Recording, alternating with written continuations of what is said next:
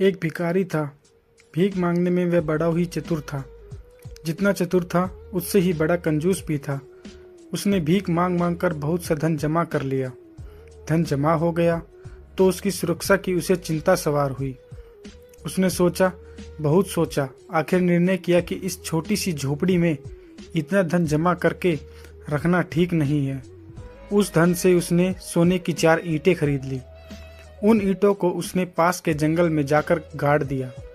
अब वह निश्चित था, मन में खुशी थी कि धन सुरक्षित है। भिखारी भीख मांग कर लौटता तो जहाँ ईंटें थी उस जगह जाकर देख लेता था। पहले एक बार देखता, फिर धीरे धीरे ईंटों का मोह बढ़ गया। वह दिन में कई बार उस जगह को देखता, पैर से जमीन को अच्छी तरह से थपथपाता ताकि मालूम पड़े किसी ने ईंटों को उखाड़ा तो नहीं, जगह खोखली तो नहीं हो गई। एक दिन किसी चोर ने यह बात ताड़ ली। जब भिखारी ईंटों की जगह को देखकर लौट आया तो चोर ने पीछे से जाकर उस जगह को खोद डाला। सोने की ईंट देख वह खुशी से उछल पड़ा। मन में कहने लगा कि यह तो बड़ा धनवान भिखारी निकला। चोर ने सोने की 4 ईंटें निकाल उसी जगह मिट्टी की 4 ईंटें रख उस जगह को पहले की तरह समतल बना दिया।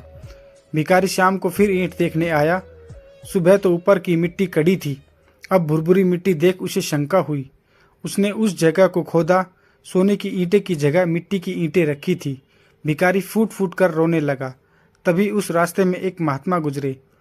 उन्होंने भिखारी को रोते देख सोने का कारण पूछा। भिखारी बोला, महात्मा जी, मैं लूट गया, मेरा सब कुछ चोरी हो गया, अब क्या होगा। महात्मा जी यह सुनकर आश्चर्य में थे। देखने में वह फटे हाल का था, शरीर पर अच्छी तरह से कपड़े भी नहीं थे, जाड़े में काँप रहा था भी भिखारी। महात्मा जी सोचने लगे, इसका क्या लुट गया, इसका क्या चोरी हो गया, यह तो भिखारी ही है, लगता है कुछ गड़बड़ है। उन्होंने भिखारी के साथ हमदर्दी दिखाई। कहा, रो नहीं, बता तेरा क्या लुट गया। मुझे तो नहीं लगता तेरे पास धन होगा। हाँ महाराज, धन था। मैंने भीख मांग मांग कर सोने की 4 ईंटें जोड़ी थी। उन्हें चोरी के डर से यहाँ गाड़ा था, मगर वह भी चोरी हो गई। चोर उन्हें ले गया, उनकी जगह मिट्टी की ये ईंटें रख गया। महात्मा ने पूछा, वे सोने की ईंटें क्या तुम्हें रोज खाना देती थी। महात्मा जी नहीं, भला ईंटें खाना कैसे देती, ईंटें तो जड़ में होती हैं।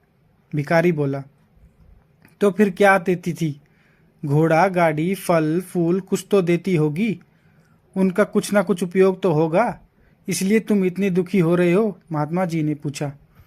भिखारी आंसू पूछकर बोला, ईंटें देती तो कुछ नहीं थी, बस उन्हें देखकर मन में संतोष हो जाता था। यह सुनकर महात्मा जी मुस्कुराए, बोले, जब सोने की ईंट केवल देखने के ही काम आती थी, तब इन्हें देखकर काम चला लो। जैसे सोने की ईंट देखी वैसे ही मिट्टी की, क्या अंतर है। भिखारी कुछ सोचने लगा।